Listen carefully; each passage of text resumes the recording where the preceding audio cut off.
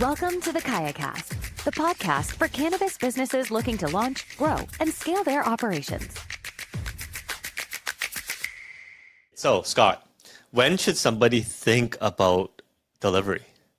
Yeah, so I think someone should think about delivery after they have their tech stack correct, like right after they open, they have their operations down, their budtenders trained, they're driving revenue, they build a solid customer base, they start their loyalty program, they're starting to retain customers and give them a little something extra so they don't shop with a competitor. And, ultimately they're buttoned up and they're in month 5 to 6 where things are ironed out and they're able to take on more and start to look at other revenue streams and what we can do. Dispensaries looking at what they can do to retain customers, drive more lifetime value, and lower their customer acquisition cost. I think is a perfect time.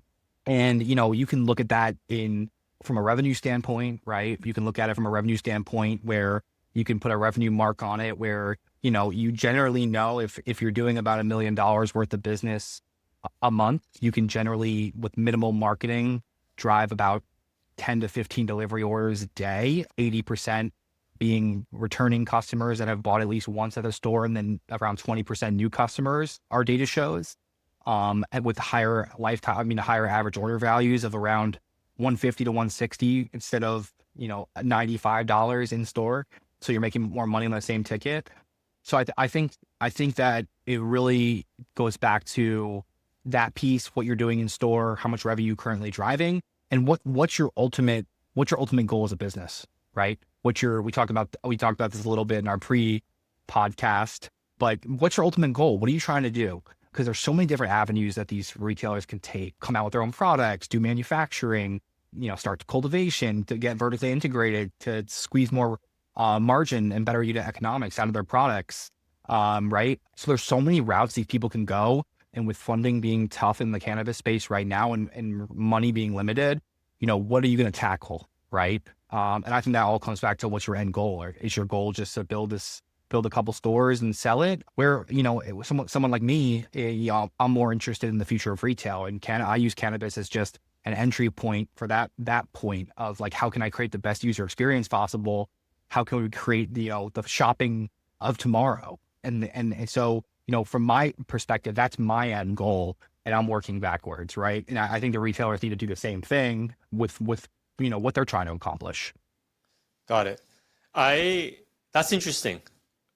It's so true. If I was a retailer and I'm just starting my business today, and I'm only 2 months in, and I'm still trying to figure out the retail operations, adding on a delivery service will dilute resources. You kind of have to get things straight first, is what you're saying from an operations perspective. Yeah, because any issues that you haven't solved will get magnified for sure. Mm-hmm. What are some of those issues that you've seen? Yeah, like customer service issues, right?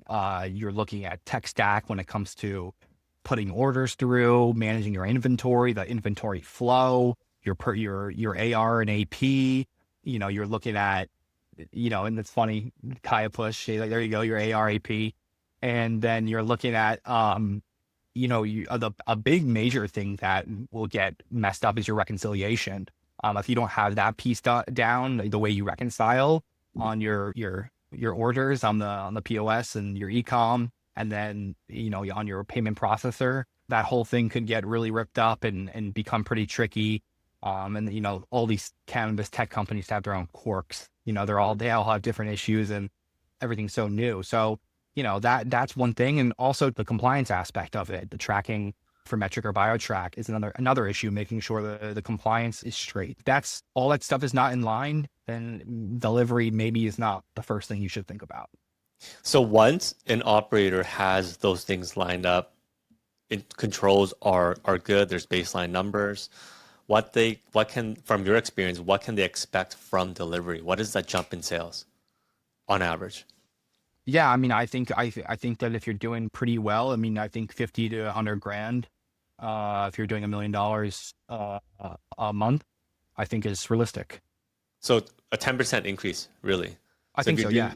Yeah, so if you're doing 100K a month, you'll do another 10 to 15,000.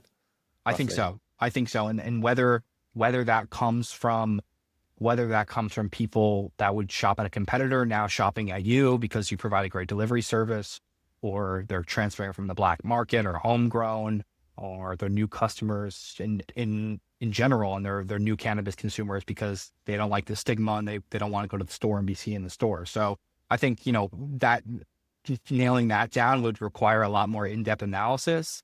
But yeah, I think you can judge a 10%, increase is fair to say. And I think there's a lot more potential if you really do it. You create a user experience that's in parallel, like with a DoorDash and Amazon and Uber Eats. I think that if you can turn orders quickly, and I think you can even expect more than that. Do you see an increase in average order size from delivery versus in-store? Yeah, way more, like 50 to 100% more. Wow. Yeah. People are buying That more on much the same more. ticket. And I don't, yeah, I mean, people are buying more on the same ticket, and whether that equates to people buying more at one time and shopping less overall, or buying more and just smoking more altogether and spending more altogether as a total in an aggregate over, like, say you look over the course of a year, it's tough to say because we don't have access to that data when it comes to retailers in store in comparison, and what those customers do before they do delivery. We don't have access to that data, so it's tough to say. But the retailers would have more insight on that when you look at I trend. wonder if it's splitting orders. I wonder if you have a few friends over. You're like, hey, I'm going to order some cannabis. You want to hop on?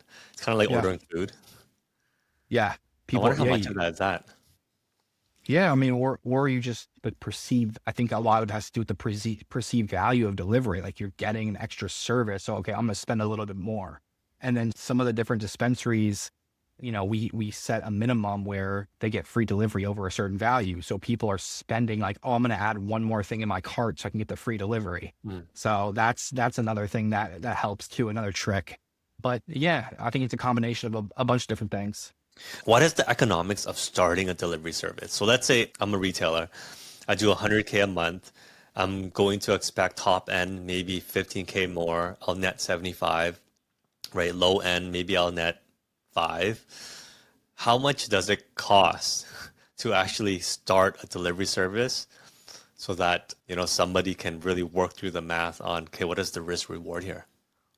Yeah, so I think you got to look at a couple different things. You got to look at the price of the vehicles depending on the state. So the price of labor, you have to pay people even when you're not really making deliveries. You have to compensate people, because if you don't, they'll go, you'll have a high turnover and they'll go do something else, and you'll never get your feet out under you. And then I think you got to look at the technology. There's some out of the box solutions that are out there. They're not great, but if, depending on what your tech stack already is, you might have to do some custom dev work. On top of that, there's insurance that can run up about $10,000 a year or more. You look at the technology, the insurance, of course, the marketing. So there's a couple different factors in that piece.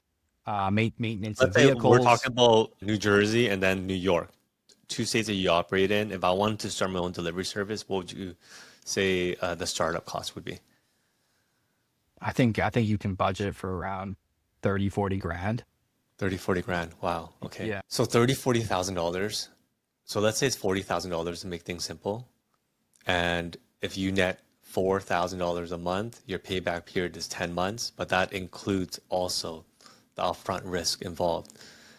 So that's really the math that somebody really needs to consider is, okay, well, it may take you close to a year before you break even if you're starting your delivery service, if you do.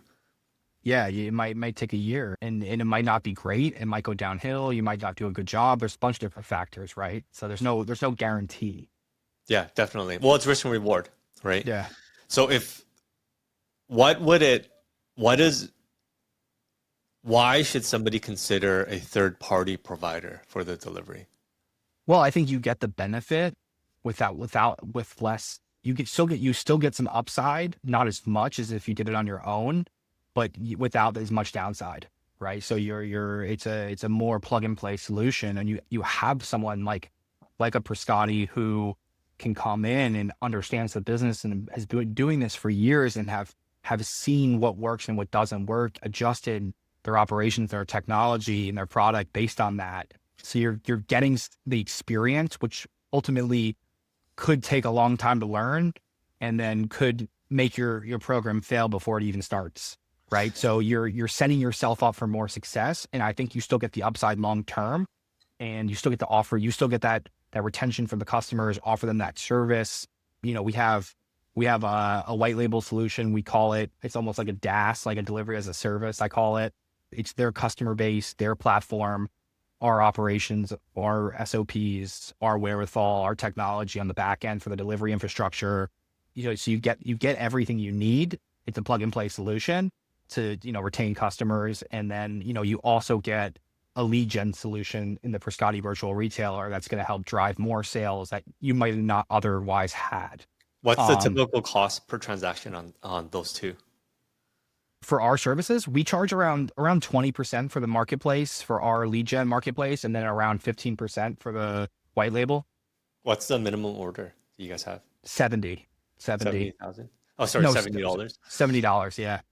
Okay. So I'm just working through the math. So if call it $100 order, you net 50, 15 goes to delivery, so 35. So your margins are 35.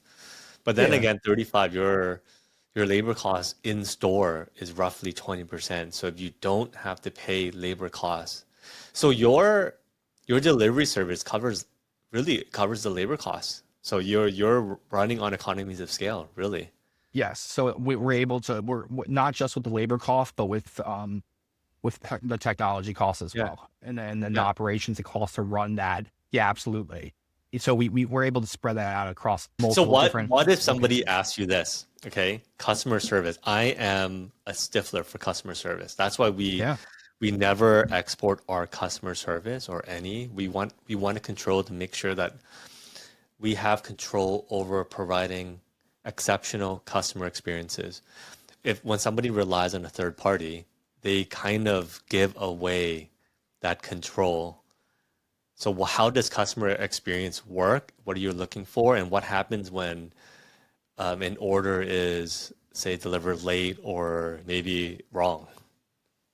Yeah, I mean, I think there's multiple different pieces in the flow of delivery, right? From the point of the order being placed to the point of the order being delivered. And if, you know, the same party is not in control of that whole flow, you're out of the loop, right? So you're getting someone, if you're not managing the whole flow, you just don't have the best insight into what's going on through the whole process, right? Mm-hmm. So I ultimately agree with you. User experience is everything. And I think it's a bad move to outsource customer service in a whole. Like you said, you lose control and you don't have insight into the operation. And to split that up, like we have some dispensaries that want to come in and, you know, handle more than we want them to. And we're just like, look, this is our solution. Take it or leave it. You know, we know it works best, and we've done this for a long time. And, you know, we know that giving up that piece will create issues for the operation, and ultimately our business will suffer and people won't get delivery. And because we charge on a percentage base, you know, we'll make less money. So we're not willing to make that agreement. So ultimately customer service is everything. And it takes someone to understand the whole flow, how the technology's intertwined. You're dealing with an e-com, a POS, a state tracking system. You're dealing with Budtenders. You're dealing with fulfillment people. You're dealing with drivers. You're dealing with customers. You know, there's like between the technology and then the people, there's like 8 or 9 different parties involved in the transaction. It's a lot of moving parts. So where do customers call if their order is late, and who do they talk to, and how does that information go back to the dispensary owner? So it depends on what platform. For us, it depends on what platform they're placed. But if the order is placed on the dispensary's website, we come in and we train the staff on how to handle that, and they take care of that issue. The staff would there'd be a point person in each location, but they would handle that. Got it. So somebody that's what is that word that dispatch?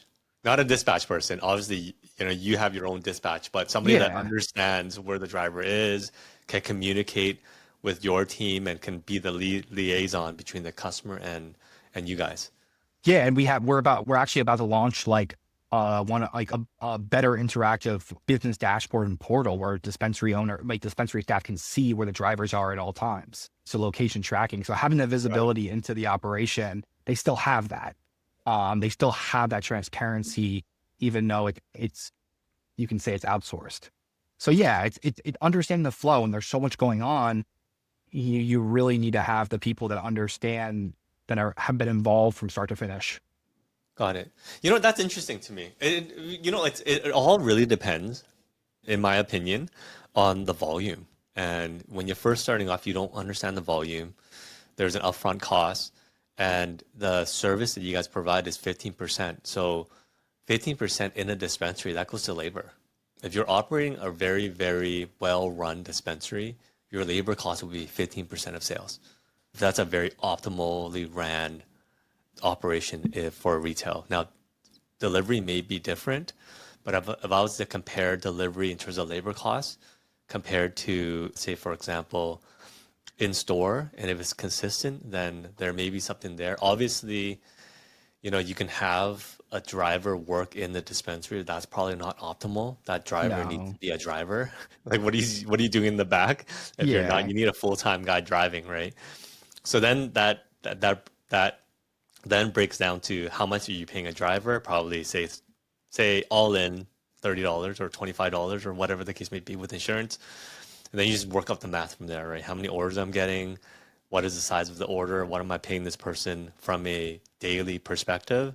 And then what am I making off delivery from a daily perspective? And does that go above over or under 15? If it's over 15 or close to $15, then you got to factor in your other overhead.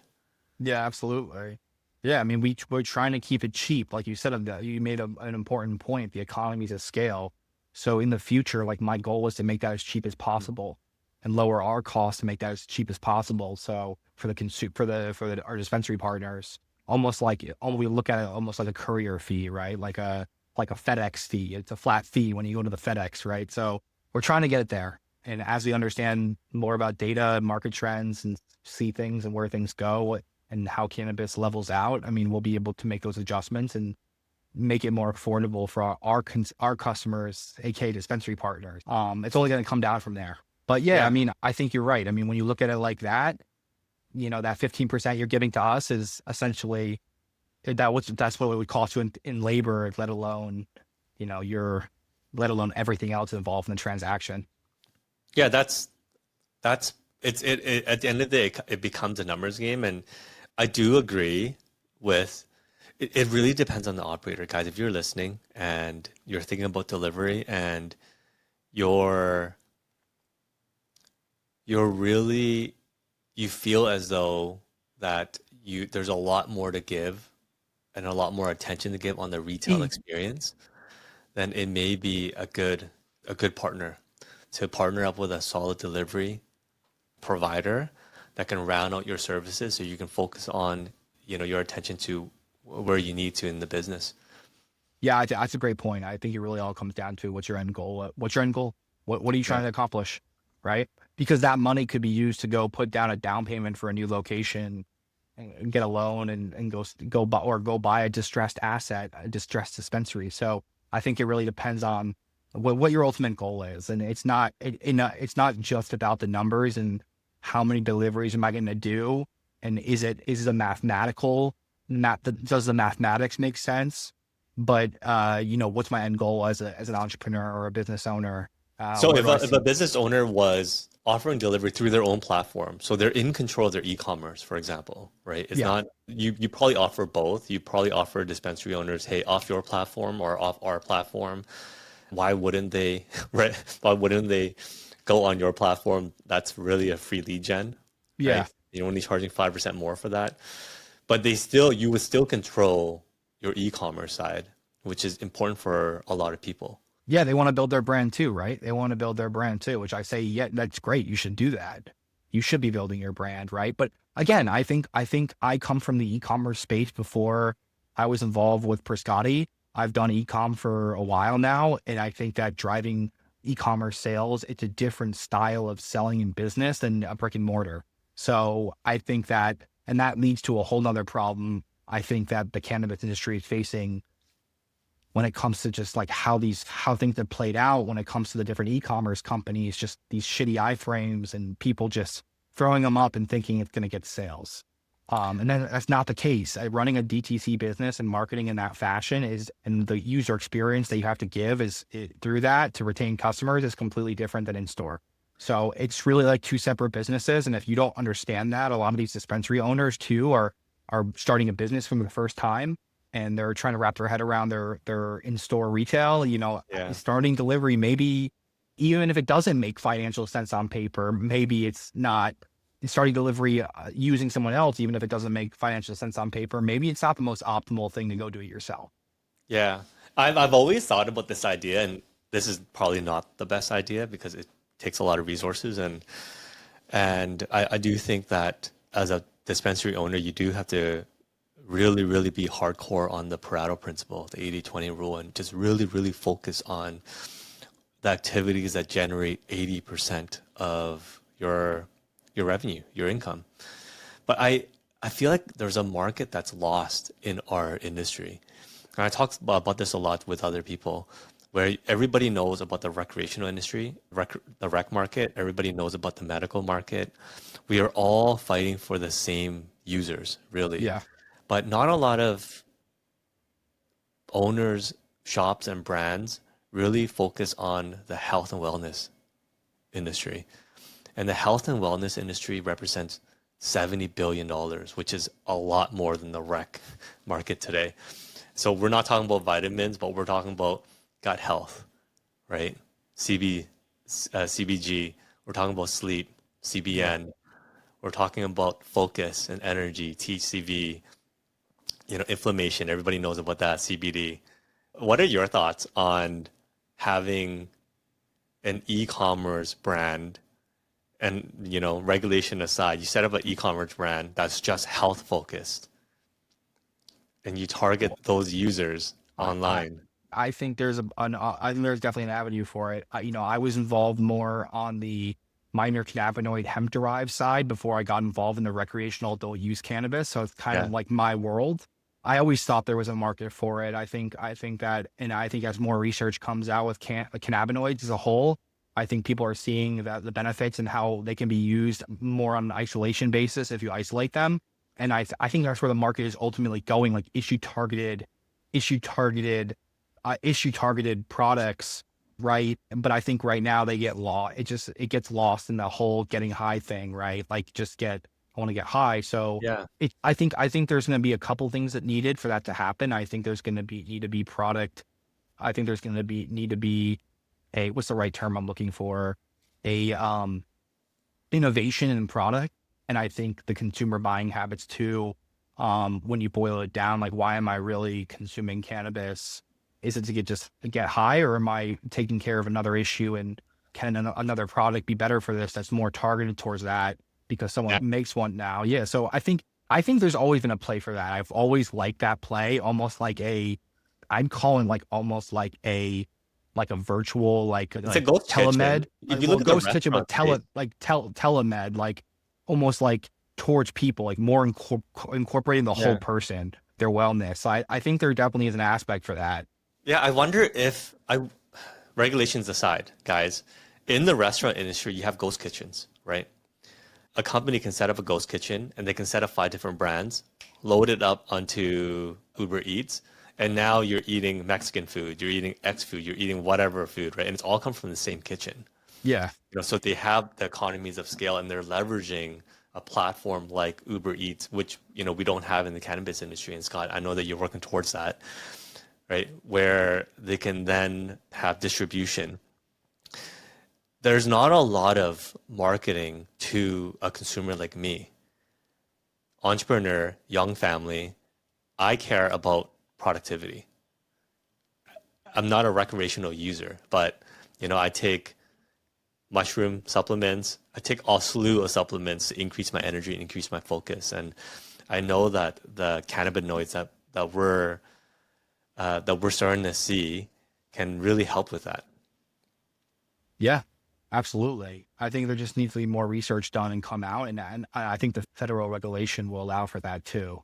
That's been obviously a big hurdle. And I know it affects a lot of things, but in the space. But yeah, I think that will more research and development will allow for that innovation.